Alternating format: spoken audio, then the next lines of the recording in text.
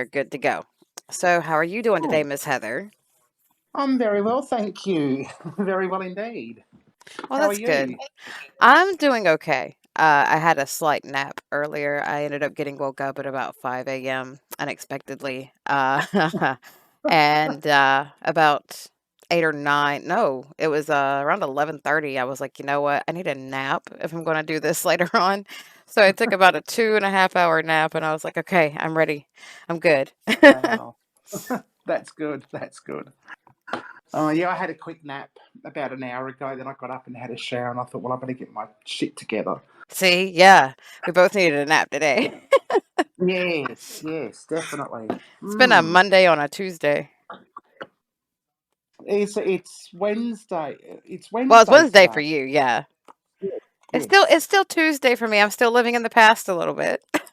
Oh, you are. You're a bit behind, love. You better catch up. You know, I spend my whole life trying to do that. I'm a little slow on the uptake with jokes and everything, and I've just spent my whole life trying to catch up to what everybody else is talking about. And now you're telling me to Oh, catch up I again? It's know. just like, damn it. Yes, I have that same problem. But my issue is that I'll start, my mind goes wandering when people are talking, and if I'm not interested in what they're talking about, my mind will wander onto what I'm interested Yes. in. And it's like, oh shit, I better listen. And I'm like, now what the hell are they talking about now? Or the worst part is when, Oh like, dear. you're half listening and half not listening, and they're like, "Did you hear what I was saying? You don't have a comeback for that?" And I'm like, "Wait, what? Huh?" Yeah. Yes. Absolutely. I'm like, "Wait, what just happened?" It's like, oh my god, yeah, sorry. Oh no. Okay, well, I wanna Run go ahead and away. thank you for joining me today. I really appreciate you taking the time to do this. No, that's okay. I appreciate you inviting me. It's amazing. Yeah. So, I wanna go ahead and get into this ghost hunting stuff with you, of course. Yeah. And for those of you guys that will be watching this and don't know, this is Come Hither with Heather on YouTube, and she is a ghost hunter, assuming to be an extraordinaire at some point. Um, and so she's going to share a little bit of her knowledge with us and answer a few questions that I have for her today. But first, Oh, Heather, that'll take all of 5 minutes. is there anything you wanted to say to anybody? I mean, like, where did you grow up? You're obviously from Australia, right? Yeah, I live in South Australia, Adelaide, the suburbs of Adelaide. I'm born and bred here. Is that near I've Queensland? been sorry. Is that near Queensland?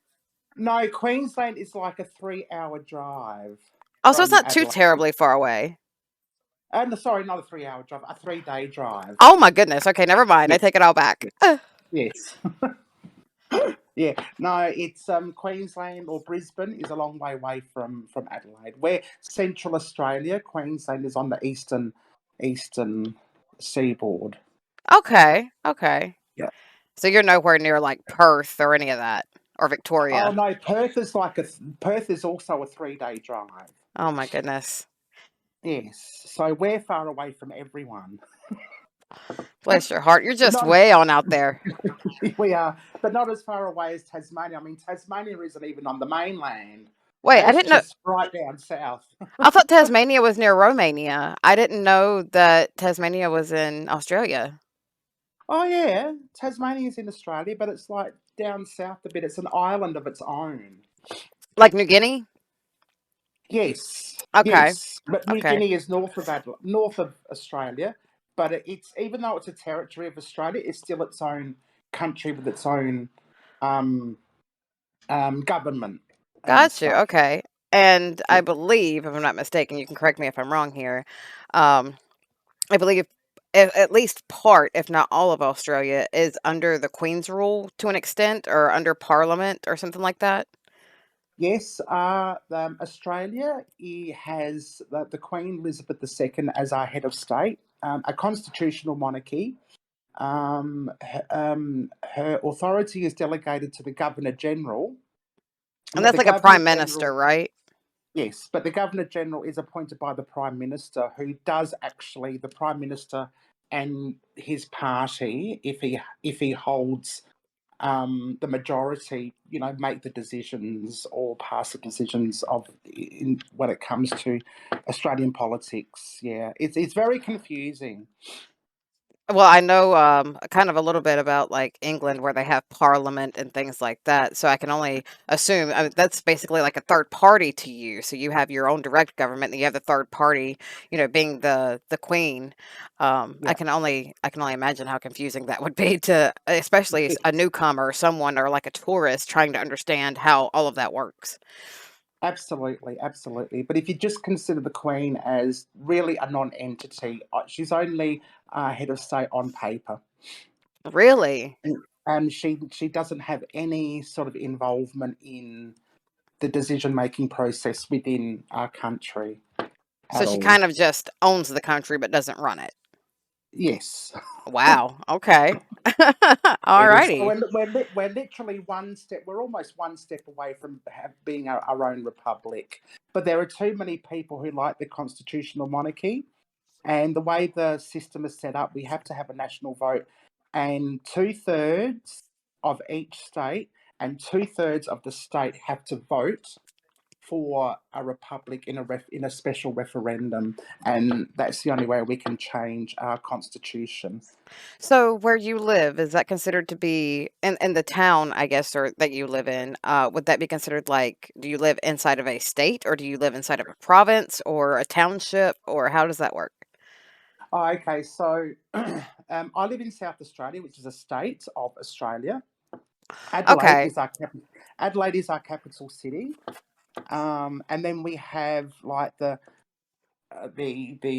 I guess the CBD, the Central Business District, which is like 1 square kilometre around, and then Oh, outside of that, we're divided up into suburbs and council areas and that sort of thing. Yeah, that's interesting. Okay. So not entirely different from how the US works, but slightly.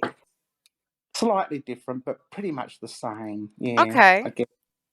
And so tell me and my viewers, if you would please, how old were you? Like, how did you get started in ghost hunting? I mean, you grew up in suburbia. I mean, I would assume that that was more of a, I wouldn't say a gated community, but you kind of knew your neighbors, kind of like in a cul-de-sac or something like that, where you probably grew up knowing everyone on your block.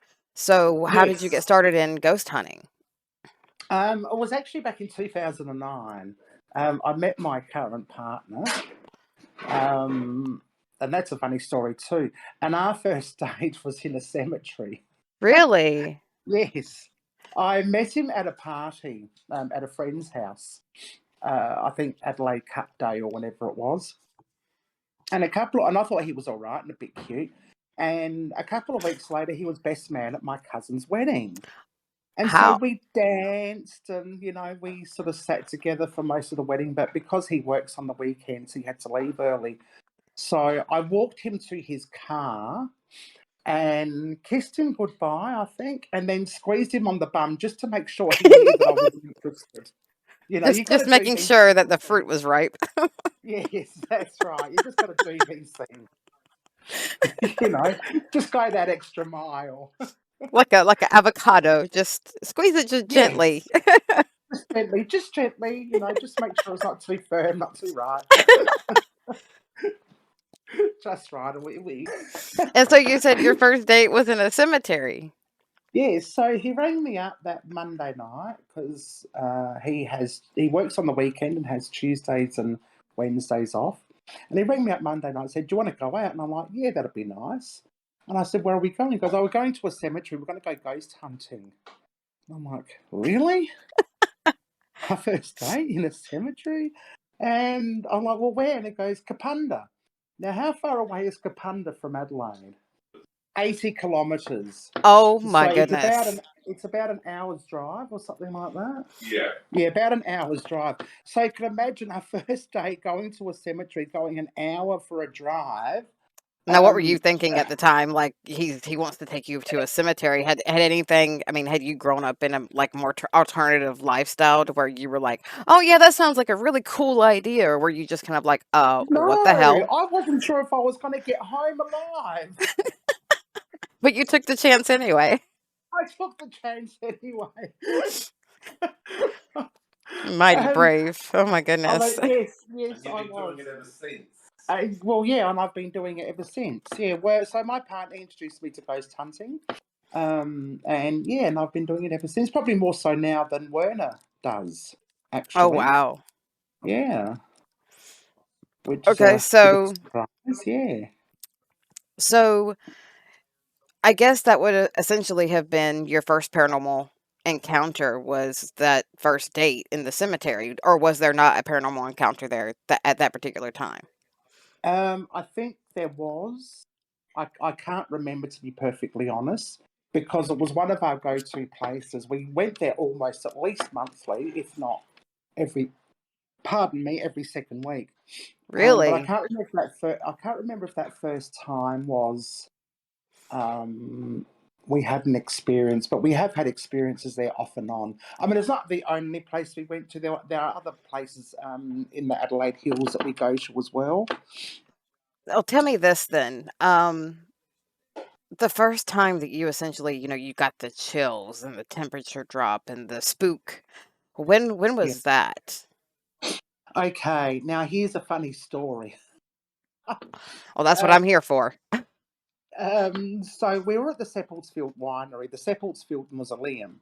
Mhm. Now, the Seppelt family owned a winery, and they had a family mausoleum on top of a hill, a very steep 45 angle hill, Mhm. and it's supposed to be haunted. So we would often go there and do some investigating.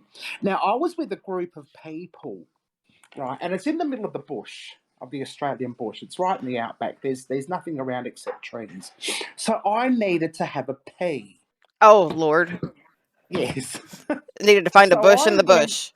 Yes, so I went into the bush and I saw two people talking. They were like full on figures.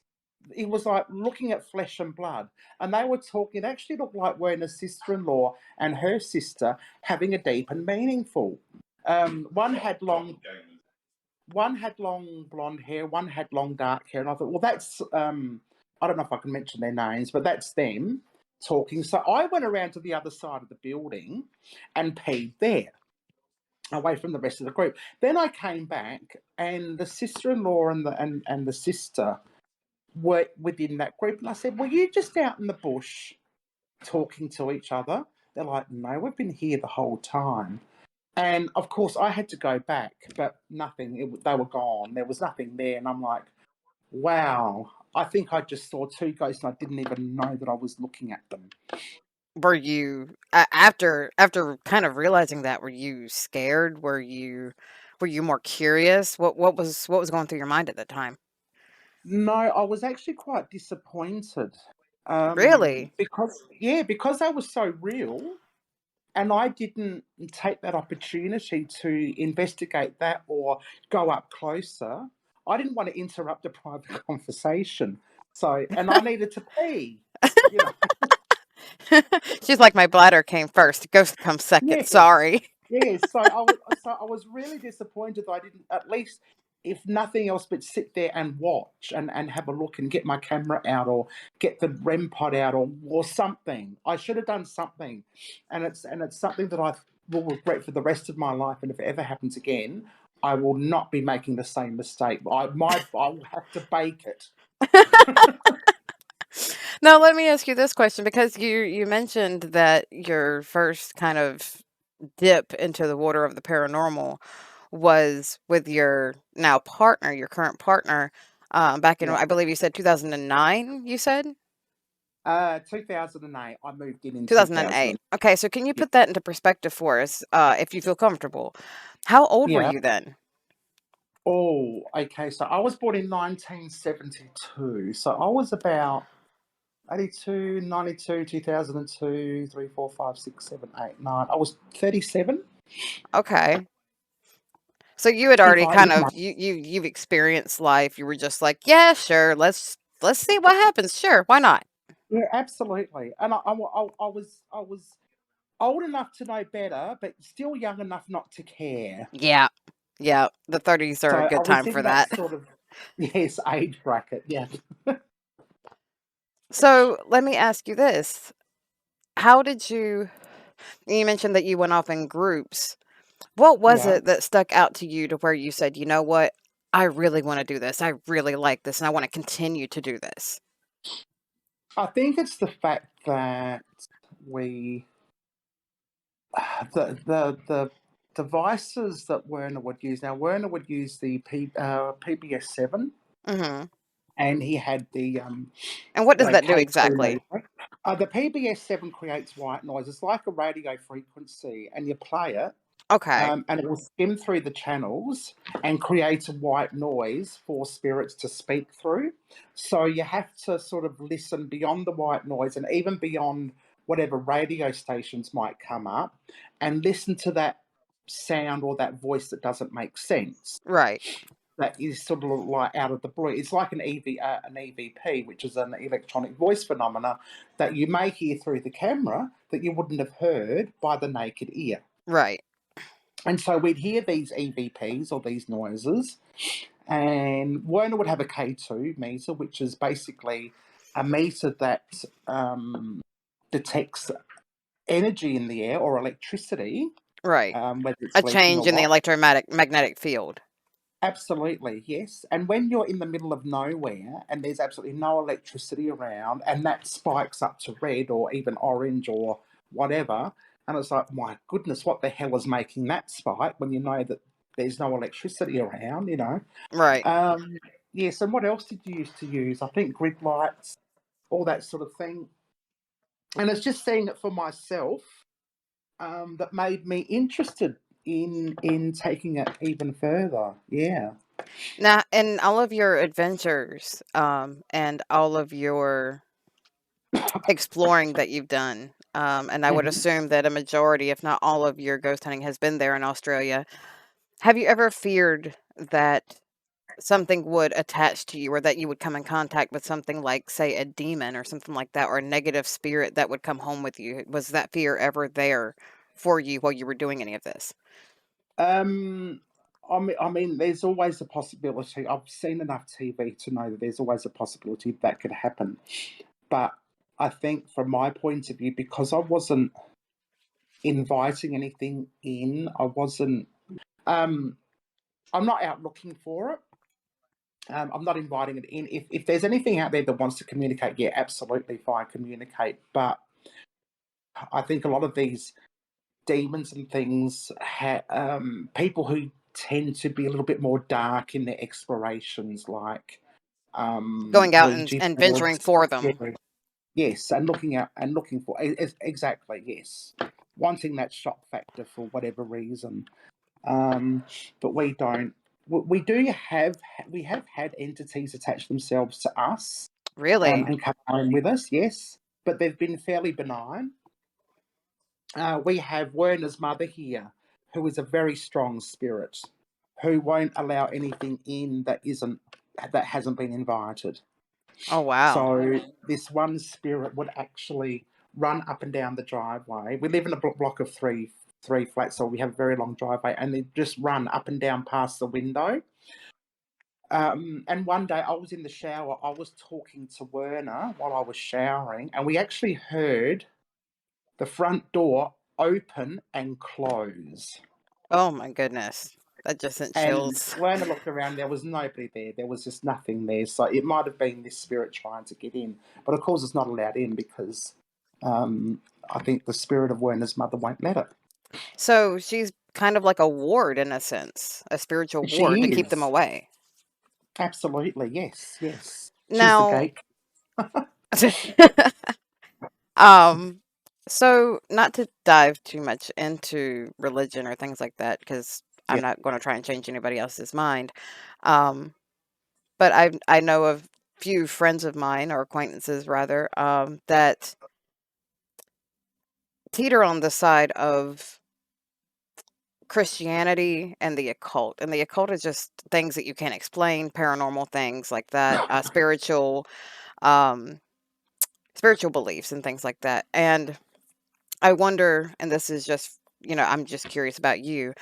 Um, do you Yeah. believe that religion holds any place within these searches, within these explorations? do you believe that it could keep you safer? Do you believe that it can, that your beliefs could hinder some of the activity that you seek? That Yeah. sort of thing. How do you feel about that? I grew up a Christian and I still am. Okay. For those who know the Bible, and again, I don't want to go delve too deeply into this, but the scriptures do refer to the Holy Spirit as the Holy Spirit or the Holy Ghost. So to deny the very presence of ghosts is Is to to deny the deny. Holy Spirit. Yes. Okay. And in the New Testament, the Holy Spirit manifests in many forms, in fire, in wind, in many different forms. So that can only be attributed to some sort of spectral power, I guess. And I don't want to be disrespectful. I don't know enough about this to really say definitely, but this is my opinion. This is what I believe. Right. No, I understand Um, that 100%. That's a very and interesting way of looking at it. I've never heard anyone say, well, I believe in ghosts and spirits because in this holy book, it references a Holy Spirit. And I was just like, huh. yes, I mm, don't think people really think that deeply into it. And I think that's a very interesting take on it. yes. So I believe in heaven. I believe in hell. I believe that there are spirits who stay here for whatever reason. I believe there are spirits who are maybe locked here for whatever reason. I don't know enough about the afterlife to make any firm decisions about the afterlife, unless until that time Right. I was going to say, when there's only now one that way to right, find yeah, out, but and that's for until you that time to, when I find there's only one way to find out, and that's to to die, and then I'll know. yeah. But then by that time, I mean, unless you're going to come back and be like, and tap me on the shoulder and be like, hey, just thought I'd let you know the afterlife is awesome. Like we wouldn't know. Absolutely, yes, yes. We were all wrong. So let me ask you this, because you're very forthcoming, and I appreciate that. I assume that and if I'm wrong, again, correct me. I assume that you have told your Yeah. friends and family about these little adventures that you go on, where you do go ghost hunting. Yes, I do. Yeah, I do. I let people know. I tell people, what I do, and sometimes they'll ask me, and a lot, and I'm amazed the number of people who will say, "Oh, can I come on a ghost hunt with you? Can I come on a ghost hunt with you?" And it's all the time, and trying to organise it, wanting to go and trying to organise something is a completely different thing altogether. Sometimes it works out, sometimes it doesn't. But I do warn people that ghost hunting is really boring. Yeah, it's a lot of It sitting is and waiting for them to really, communicate. absolutely, absolutely. It's not like you see on TV. If you see anything on TV, on these spiritual shows on TV, and even the genuine ones on YouTube, they would be there for hours, if not days, if not night after night after night, Yeah. trying to capture something to present that people will keep people interested. Yeah, and it does take quite a while. The way that I see it is if you're no good at fishing and waiting for a fish to bite a hook, then you're not going to be any good there. You have to have patience. Absolutely. Absolutely, yeah. So, Now, and not every night anything happens. oh We've yeah, gone out some nights and oh, this is boring. I may as well have just stayed in bed and watched a movie. but it's the experience, and I think that's kind of, Absolutely. I think that's what I enjoy about it. Um, for those of you that don't know, no, I don't professionally ghost hunt. I went on one adventure. I may go on more. Um, But it was more of the experience of what could be there, what could Abs- happen, what might I see that I might not have before, because I don't have the ability to have all this equipment, but the people that I went with did. And it was very interesting. It was something that I had not experienced at that point yet. And I was curious and I was like, okay, well, this is interesting. And Mm, I don't know if I'll yeah. go on another one. I kind of want to. Although Oh, you going back should. to your first date, that was always a goal of mine. I always to be completely honest with you, I've always wanted to go into a cemetery and just, like, at the dead of night, like, around the witching hour, and just sit Oh, and have yes. a Yes. meal and just let it be what it is, and just in the moonlight. Oh my gosh. That would Yeah, that sounds quite romantic, really. right? Have a cat's ball next to you, sitting there eating. Oh, the cat's ball's going off, love. Oh yes, so it is. But I Oh, mean, look at that. that's Shall we get the S box out? I Oh mean, yes, at let's. that point you're peaceful, you're already kind of at your own center, you have centered yourself, you're kind of at peace and you're just kind of sitting there like and then the K2 goes off and you're just like, "Well, hi, how are you doing today? You want to Yeah, talk to us? I'll have a absolutely. conversation." You know what I mean? Like it's already a very relaxed setting. And oh, Yes. I would be in heaven. Um, Yeah, absolutely. but going back And a lot to of oh, oh, go sorry, ahead. and a lot of people do that. They will actually take the time to settle in and take in the surroundings and let the surroundings take them in. Yeah. Whereas I tend to I get there and I've got the dowsing rods out straight away. I don't have patience. You feel And like, nor "What if does there's one work, standing so around me? Let me go ahead and get him out." yes, yes. I think that's a lot Uh, of how Neil works as well. He doesn't want to miss a single opportunity, so he's already got everything out. He's just like, let's do the intro. And for those of you that don't know who Neil is, I implore you to go check out Nocturnal Nation here on YouTube. He's the one. Him and David are the ones that I went with to Fort Macon, North Carolina, to go ghost hunting. And I will put a link to their video in the description once it goes live. So you'll notice that my description gets edited. This will probably be up long before theirs does. But yeah, that was something. He was like, let's get the intro out and let's go ahead and just walk around, do a first walkthrough, see if we feel anything. And in the middle of the walkthrough, he was just like, okay, it's this room. This is gonna be the first room. And, yeah. um, as we did the walk around, we walked a little bit further. On the other side, I actually found this deep, dark room. And that actually ended up Ooh. being the actual first room that we went into. Excuse me.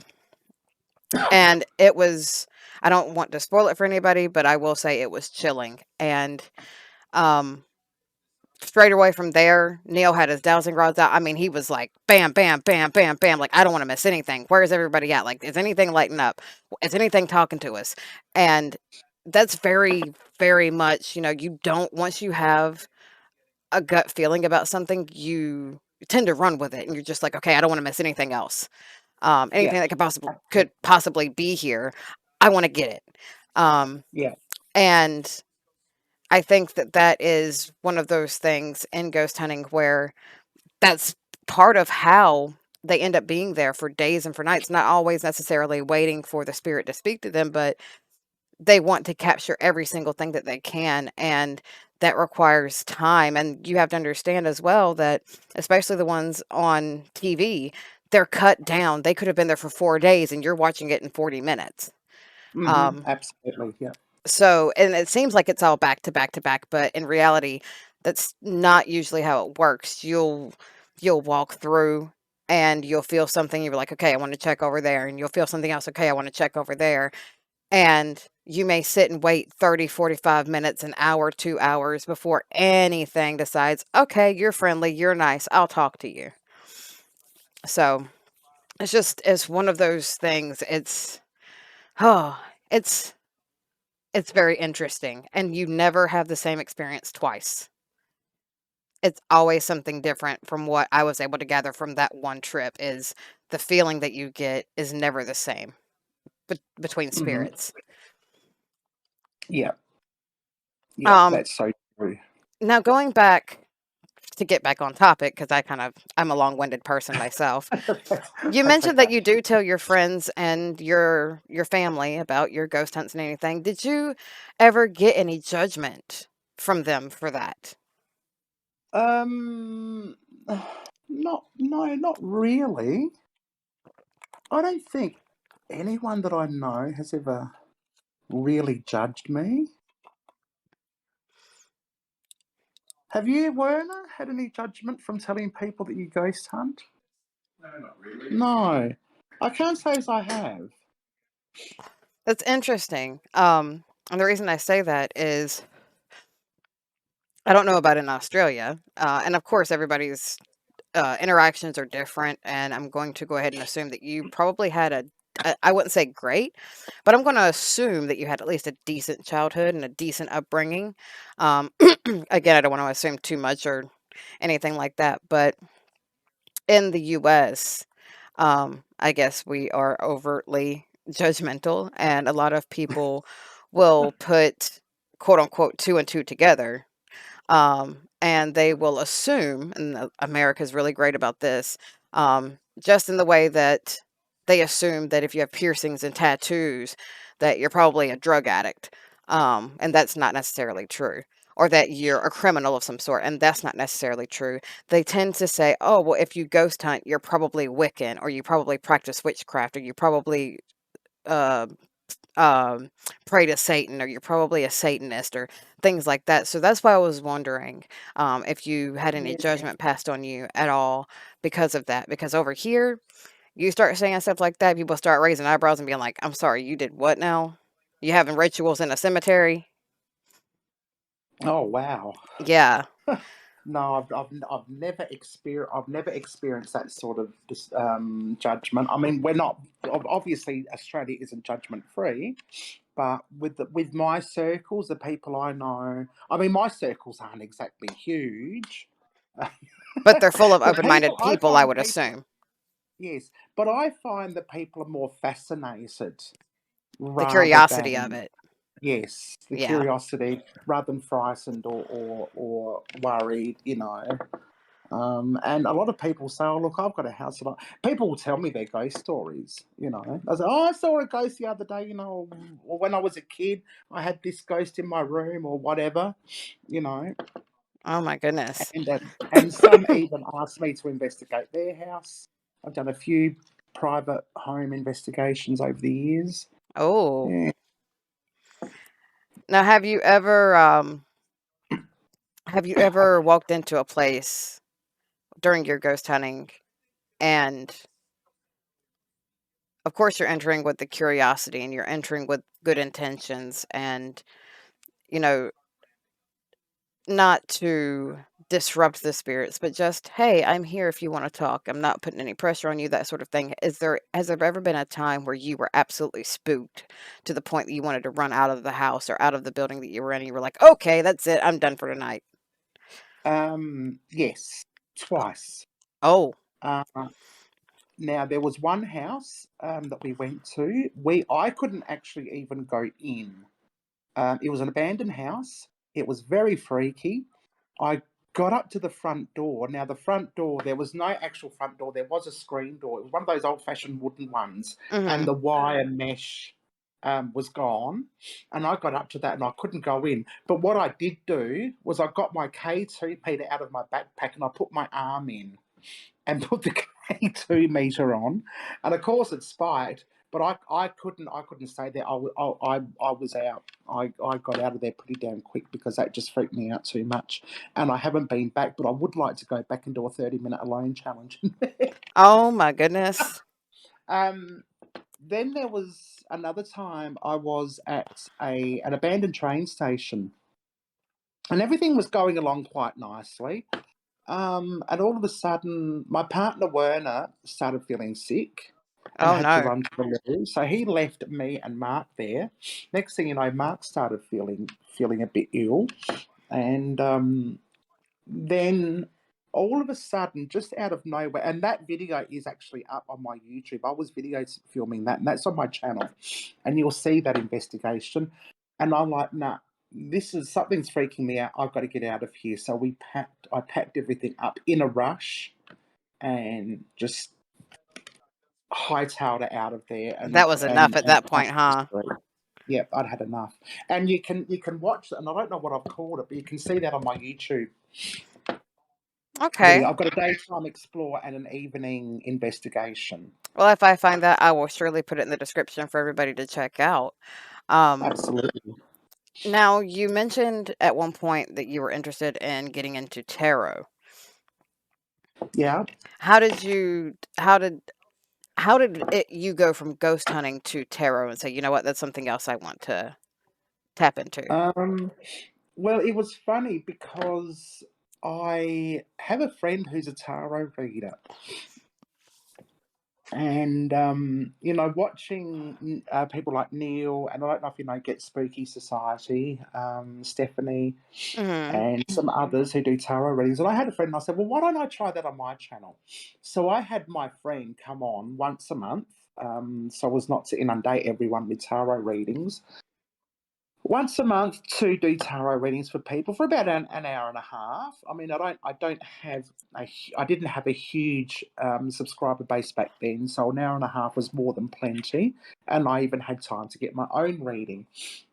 And come February, we started the readings, and we took a break over Christmas.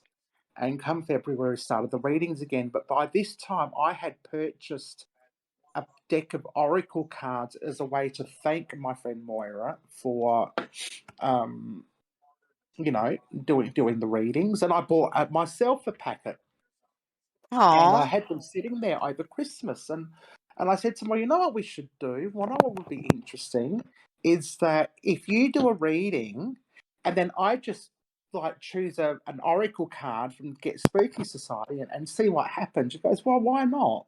I said, well, let's do it. And so yeah, last February, that's what we did. Moira did the tarot readings. I put a disclaimer that I'm not like predicting anything. I'm not suggesting anything. It's just simply me picking a card out, and I wanted to make that very clear because I didn't want to present as something that I'm not. Right. And that was one of my biggest fears. If I started doing that combined effort with Moira, people might start thinking that I'm an oracle reader, and that's not what I wanted. It Okay. was just me choosing a card. And the funny thing is that the cards that were chosen, like it wasn't cards that I'd choose. I'd shuffle the deck until one fell on the table, or one just wouldn't go back in properly, and I'd choose that card. That would be the card that I'd use after the reading, and they all fitted in. It was quite. I was quite amazed that what I'd what was chosen fitted in with what the tarot reader was saying, Mhm.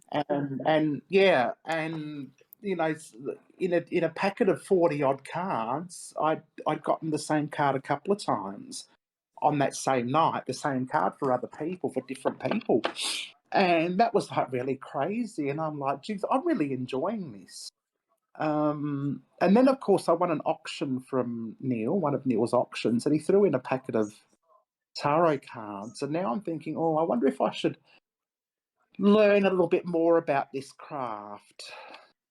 As someone that used to read, tarot cards a long time ago, it was about 10 years ago, and I've recently gotten back into them, they can I won't say they'll predict your future, they're not, they're as far as predicting your future, they're about as accurate as a fortune cookie.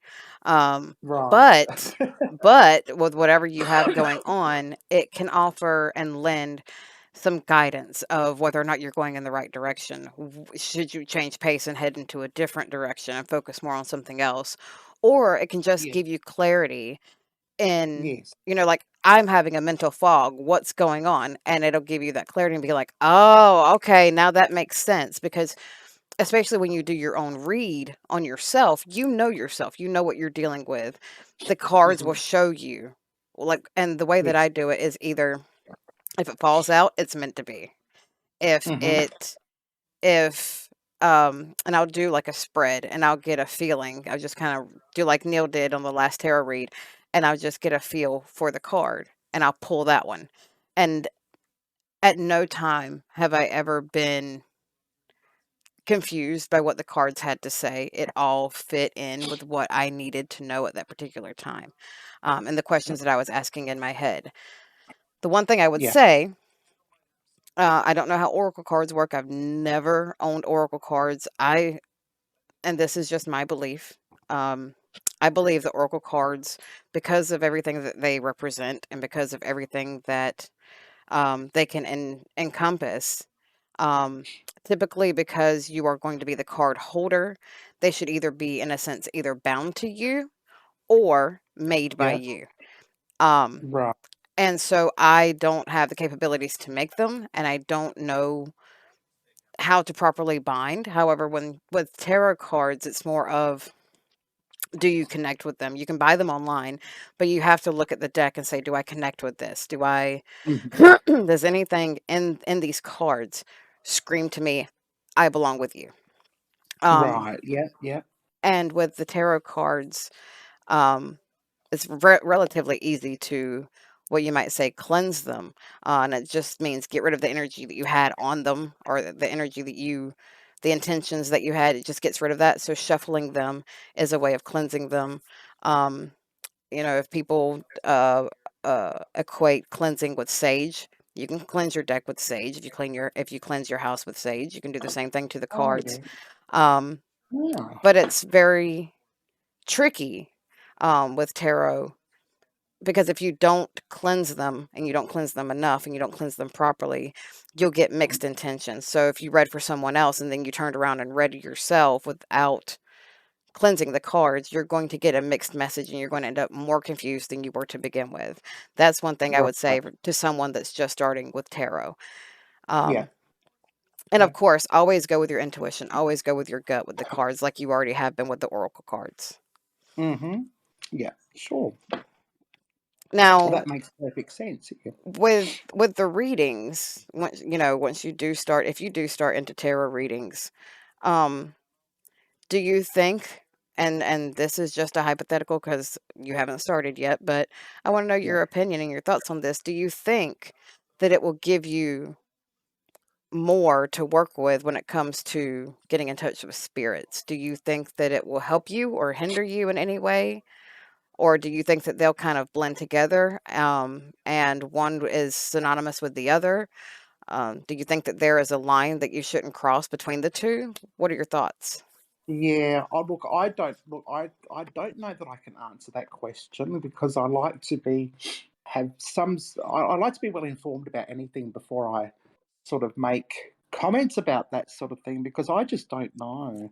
That's fair. Um, yeah, and I would need. I'm the type of person I need to do my research, not just see it once and make decisions on seeing it once. Whether it be through Neil or through Stephanie or through Moira or whoever. And I just can't make that decision. I'd have to do a lot more research on it and practice to myself as well and see. I mean, I might not even take it up. I might decide, well, this isn't for me after all. Yeah, so if that makes sense to you at all. Yeah, that makes perfect sense, and I Yeah, appreciate your honesty. Um, Now, you've been doing ghost hunting for 10 plus years now. Um, yeah. have you learned anything in doing these ghost hunts? Have you learned anything about yourself that maybe you wouldn't have known had you not begun ghost hunting? Oh, ooh. Well, I know I'm not a medium. I know, I know I'm not an empath. I think the only reason why I can sort of connect with spirits is because of like all the years of being exposed to ghost hunting. Um, and I know that spirits like me. Why do you think that is? Because well, I can think of two examples off the bat. Okay. We went to this. When were you awake? Oh, he's asleep. I hope this is not indicative of your of the future broadcast. I might put your audience asleep. I hope not. Um, so we went to a cemetery, and I started talking to a guy, to a little kid called, I think it was Michael. I'm not sure. Could be. It was Ben. Yes, you are awake. It was Ben, and Ben started talking to me, and I found out that Ben was on Monday. He was going shopping to buy shoes for school. So Mhm. he had obviously somehow stayed in that sort of probably a happy time when he was getting his shoes for school, and maybe I don't know, maybe that was his moment in time that he remembers the most, and talked about that. Obviously, he didn't get make it to school. I don't even think he made it to getting his shoes. Poor And a guy. couple of weeks later, Werner went back up to this cemetery and spoke to Ben, and he actually asked for me. Where's Heather? Aw. And that was so sweet. And like just recently, I did an investigation in my flat because I've got a lot of objects with attachments to them. Mhm. And I hadn't spoken to my attachments for quite some time, so I thought I'd do an investigation at home. And there was another investigator who has a great reputation, and I've got no reason to disbelieve this. But there's a 4-year-old boy or a 5-year-old boy. I can't remember his name, but apparently he found me and he's living here because I remind him of his grandmother. So I've Aw. got that grandmother quality, and I'm like, that's so cool. And I'm like, so glad he's here. Um, yeah, so yeah, when people won't want to speak to others, they will speak to when spirits won't want to speak to other people in whoever I'm with, but they will speak to me. I wonder if that was be. And, they probably feel very safe, and you probably give off a very comforting and very secure energy. Um, and I think Yes. that, on top of that, you probably are one of the few people that has had an interest in them, and probably one of the only people that they've ever talked to. So, like the little boy asked, "Where's Heather?" He probably was just like, "Oh my gosh, that lady was so nice. I want to talk to her again." And then, you not show up, and it's just like, "Well, where'd she go? Where nice lady?" Yes, yes, absolutely. But we haven't been back there since. We really should go back to that cemetery, I think, I think you and should. say hello. Yeah. Now, because of these experiences, I have to ask, since you've had so many positive ones, does that make Mm. you any less fearful of death or the afterlife? Does that kind of put you at ease any more than you already were? I don't think I'm fearful of the afterlife. I don't think I'm fearful of death. I'm fearful of pain. I think 100%. I'm with you there. I'm more afraid of the way I'm going to die rather than the actual death itself.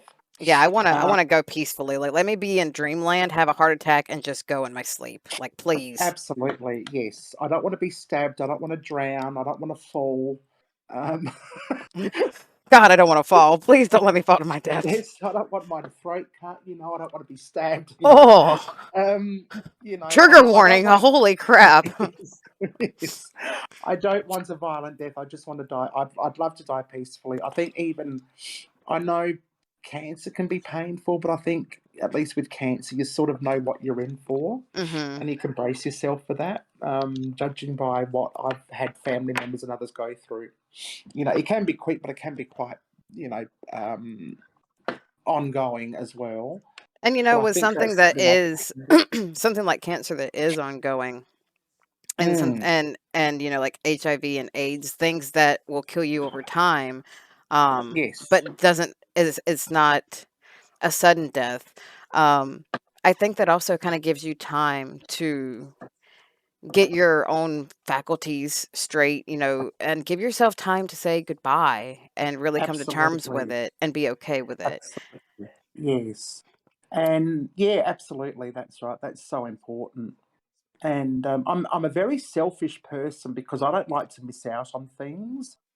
And I'm more worried that I'm not going to be here to see certain things or just annoy people, or be around. The Yes. thought of not being around and knowing what's going on frightens me too, which is why I'm going to have to come back as a spirit. And I think the same thing would probably hold true for me. Like if there was an option to where I could be immortal, I totally would. I'd love to see, the eventual flying around in spacecraft and, where technology leads, 30, 40, 50, 60 years from now, even 100 years from now, to see where we end up.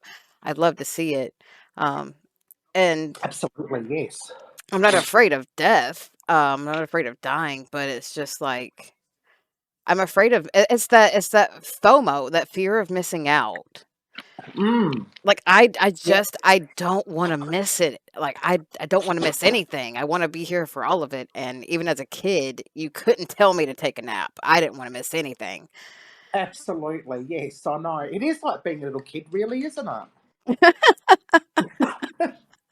Yes, and I certainly want to be a ghost. If anything ever happened to me and Werner was still here and he finds a partner after me, I want to be around. Look, let me tell you And if something. I don't like her, I'm haunting the shit out of her. If I outlive my husband, or if my husband outlives me, I'm gonna have to come back as a ghost just to fix coffee for him, just to get like just to cook for him. He's gonna be like just lost. I know, so will Werner. Oh dear, oh dear. Oh shit. I So love it. so Love it. you mentioned the what was it called? The PPC-4? PBS 7. Okay, the PPS-7 or Yeah. PBS-7? Yeah, PBS 7. Okay, Yes. and you mentioned your dowsing rods and the K2. What and of course, you've accumulated these over time to be able to go ghost hunting with, but what was your first piece of equipment that you ever used to go ghost hunting? Oh, good question. I think the first piece I ever used was whatever Werner had. I didn't start collecting my ghost hunting equipment until recently, when I started my YouTube channel. And I think it was either the PBS 7, which is like a handheld radio, um, a voice recorder that we don't use much anymore. We used to use a voice recorder a lot and just have it going. And then we play it back with the loudspeaker to see if anything came over the voice recorder. Um, Yeah, I think they were and the K2 meter. They were the first pieces of equipment I've ever used. Now, what was the first one that you bought specifically for yourself where you were just like, I'm going to make a YouTube kind of career out of this. This is going to be mine, and this is what I'm going to take on my ghost hunts? Um, oh, I think the first thing I bought was a thermal camera that Really? measures temperature in the air, so it'll record temperature changes. That must have been a pretty penny. It wasn't that dear. It was only a couple of hundred. That's a pretty penny when you don't have it. Uh, Well, yeah, well, that's true. It is. It's called lay-by, dear.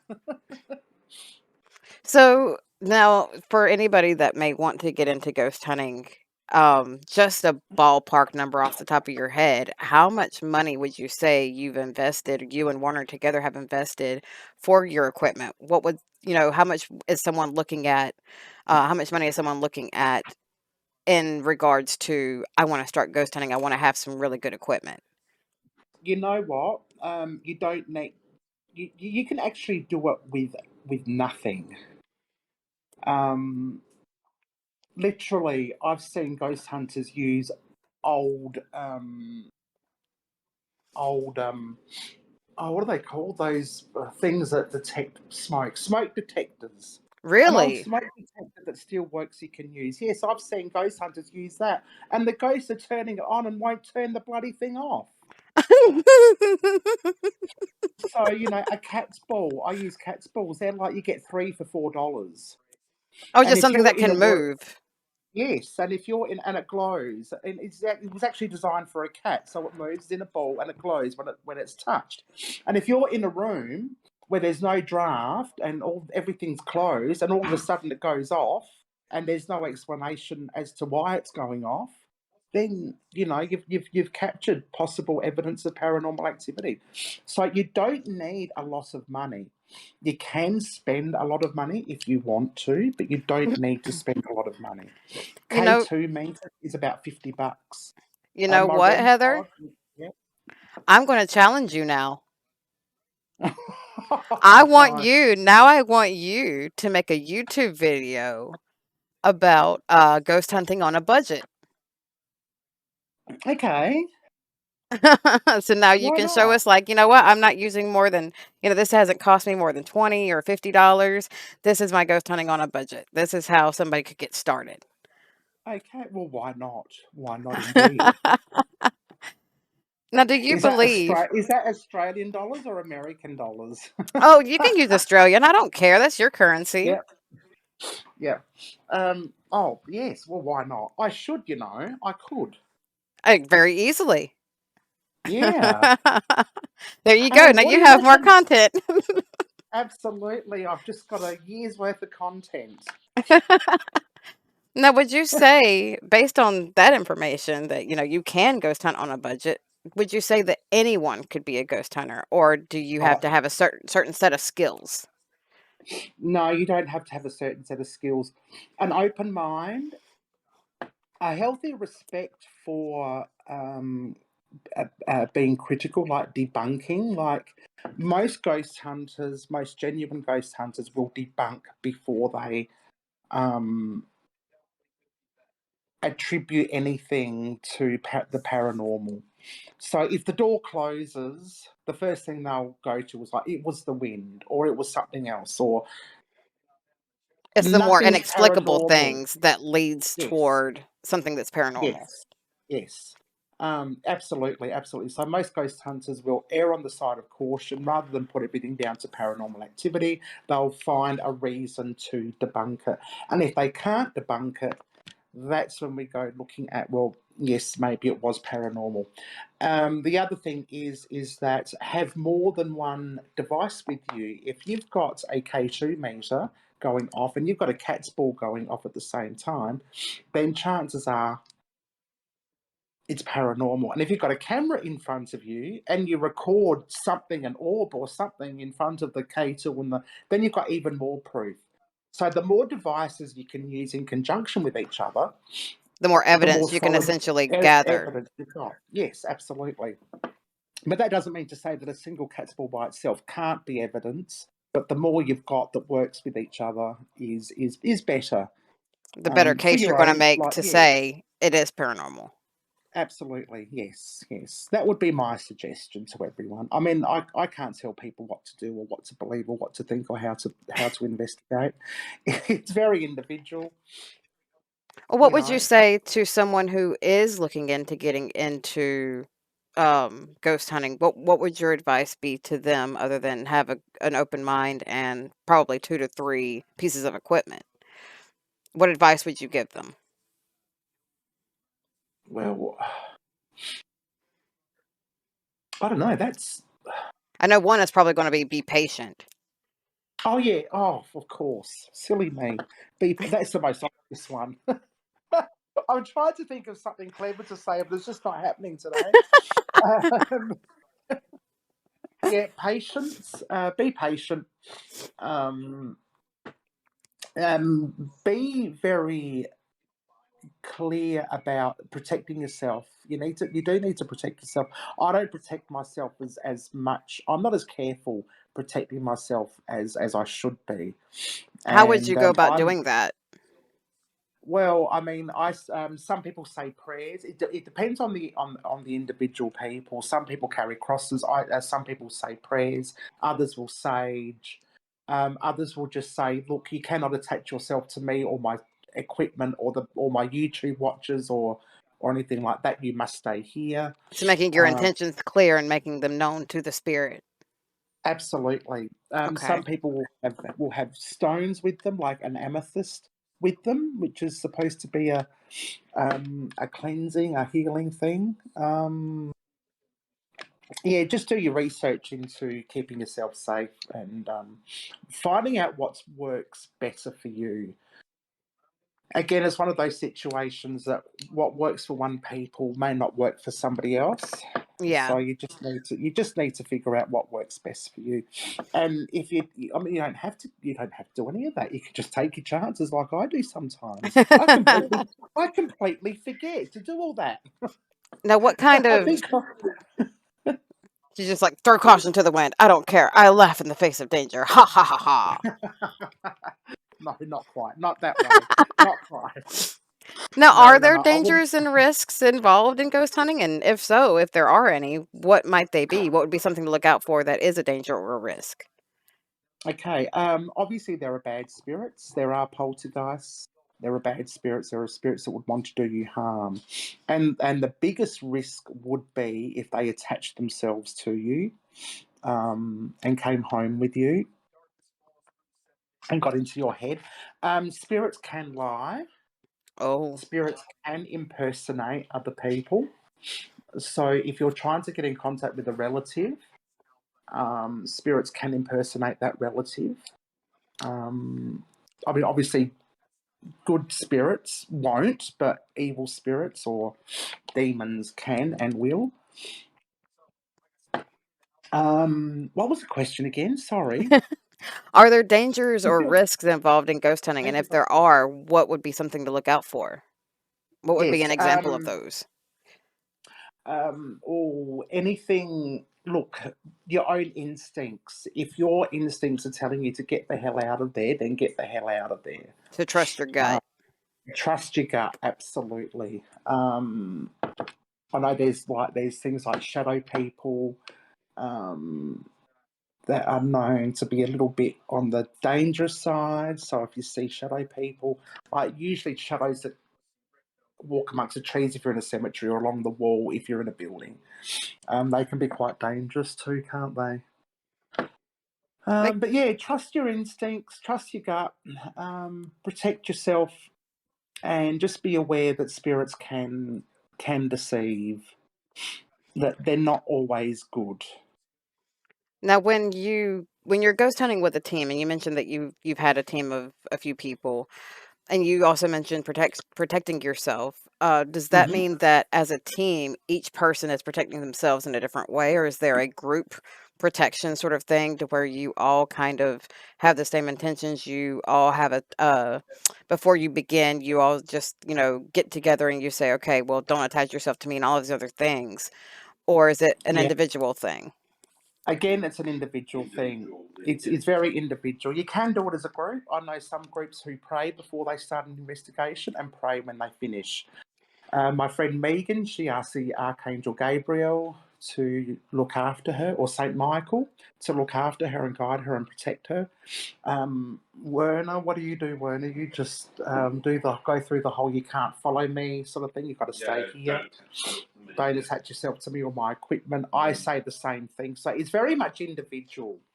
Um, and if your group is cohesive enough, I think maybe a group one. I mean, if that works for your group, doing a group cleansing or self protection, that's fine. If not, just an individual protection ritual or routine would be fine too. Again, look, ghost hunting is very individual. It really is, Okay, all right, that's understandable. and I And your can't give success it. with it and your I wouldn't say failure, but your success rate with it is individual as well. Somebody may be extremely good at it and, get 3 to 4 spirits in one go, but you may Mhm. have trouble and may get one, 1 every 10 times that you go out. Oh, absolutely, absolutely. I watch Neil, and everywhere he goes, he's got a spirit, and his dowsing rods are moving. I went out the other night, and I couldn't get the dowsing rods to move if I tried, if I actually pushed them myself. Um, but we had Pocket Watch there, and the dowsing rods wouldn't stop spinning once she got hold of them, Oh my um, goodness. and it was amazing. Um, So it just yeah, depends on so the person and whether or not they wanna talk to you, or maybe they wanna talk to someone else, or someone maybe else, they're just not feeling absolutely. your energy that night. Yeah, it could be. It could be any reason. I was more wanting to get some information. I wanted results and answers, whereas Pocket Watch just said, "Oh, you want to play with these? So let me move them out the way, and you can spin them all you like." So we don't. No expectations, whereas I had expectations, and maybe the spirit didn't want expectations. It's an isolated place, so it might have been the first time they had experience with dowsing rods and cat's balls, and the REM pod just didn't stop going off. Or was that somewhere else? Well, that was the other night. That was the other. Yeah, the REM pod. We have a REM pod that detects movement, beeps and flashes when something's near. That wouldn't shut up. So I think they were more interested in playing with the gadgets that we had than communicating with us as investigators. We got some interesting. And it could have, truth be told, it could have been overwhelmed and been like, oh my gosh, this is a lot of people. I don't know who I'm supposed to talk to, what I'm supposed to do. And here comes Pocket Watch, just like, I don't have any expectations. Do whatever you want to do. And they were just like, oh, okay, well. Yes, absolutely. You're so right. Absolutely. Oh, I was almost humiliated, but no, it's all good. It's all good. So when you go out, you said that you had, you wanted to uncover some truth and you wanted answers. When you Mm. go ghost hunting in general, do you have a goal in mind? No, I don't have a goal in mind. I want whoever it is that I'm communicating with just to tell me their story. Um, Things like name, age, how they died, where they used to live, whatever information they want to give me, I'm happy with. And of course, I'll, prod with questions like, where are you from? Do you have a name? What is your age? How did you die? Do you like, and some, will bring trigger objects sometimes. And sometimes they can't answer that because they're not aware that they're actually dead. yes, sometimes spirits don't know that they're dead. Oh, wow. So that's always a difficult one to ask. So when you say, Yes. like, how did you die? And they're just like, what? What are you talking about? Yeah. Yes. Exactly. They just don't answer. They don't know. They have Oh my no idea. goodness. That's incredibly Yeah. sad. I've even had EVPs where people say, "Am I dead?" Oh You know. Yeah. my. Yes. Yes. That The is. other night we had that when we did the necrophonic. Yeah. Oh my goodness. We had So Red Dead. so let me ask you this then. Um, Given your experiences with ghost hunting and spirits and things like that, have you ever chased, I guess would be a word, the word to use. Of course, chased is a word. I think that would be the word to use, though. Have you ever chased down like urban legends to figure out if those urban legends were just legend or if they had some truth to them? Yes, we did that just recently with an alleyway in Adelaide called Schneider's Alley. Hmm. There were all sorts of rumours about a Dr. Martin. Was it Dr. Martin? Oh. Dr. Schneider. No, Dr. Schneider, sorry. That's why it's called Schneider's Alley. There were awful rumours about a Dr. Schneider who lived in a grand old house on about 99 acres of property. Oh my And, goodness. and what is now known as Schneider's Alley used to be the original driveway to get to the mansion. And over the years, rumours and innuendo and a couple of things that have happened, like in that area, have become urban legend about this so-called Dr. Schneider, that he lost his wife and his kids, and he went mad, and he had a hut on the property where he used to do experimental surgeries Oh my with goodness. people.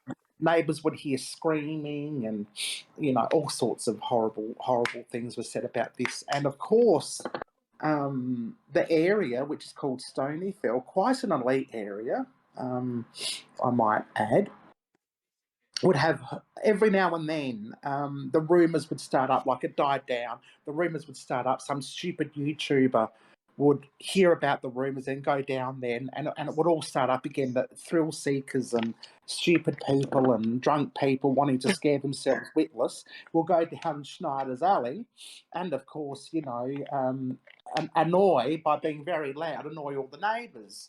So the council had closed Schneider's Alley between certain hours, and it's actually a $5,000 fine if you're caught there between 8 or 10 p.m. Oh my and 8 goodness. a.m. in the morning. Yes, because of the ruckus of a few YouTubers who get wind of the rumours and the urban legend about Schneider's Alley and start causing a ruckus. And of course, that YouTube video goes viral, and everyone in Adelaide wants to go down there and scare themselves stupid.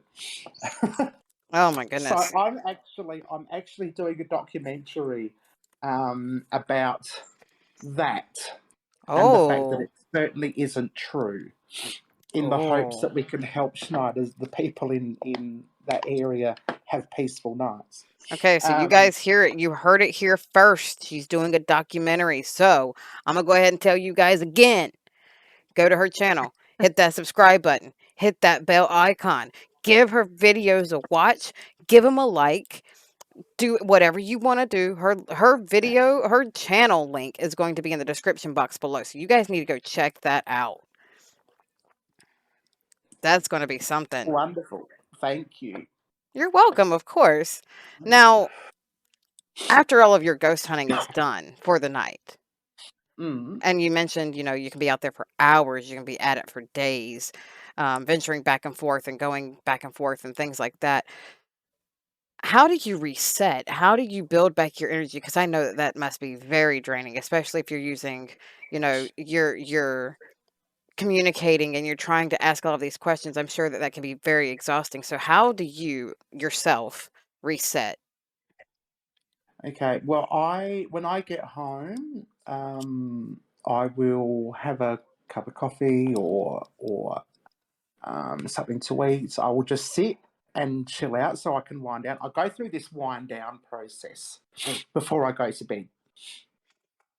And whatever my nightly routine is, I go through that nightly routine whether I'm home at 12 o'clock at night or 5 o'clock in the morning, and that helps a lot. And then I go to bed, and I obviously get a good night's sleep or get some decent sleep. But that's about all I do. And then just the next day, I wake up and I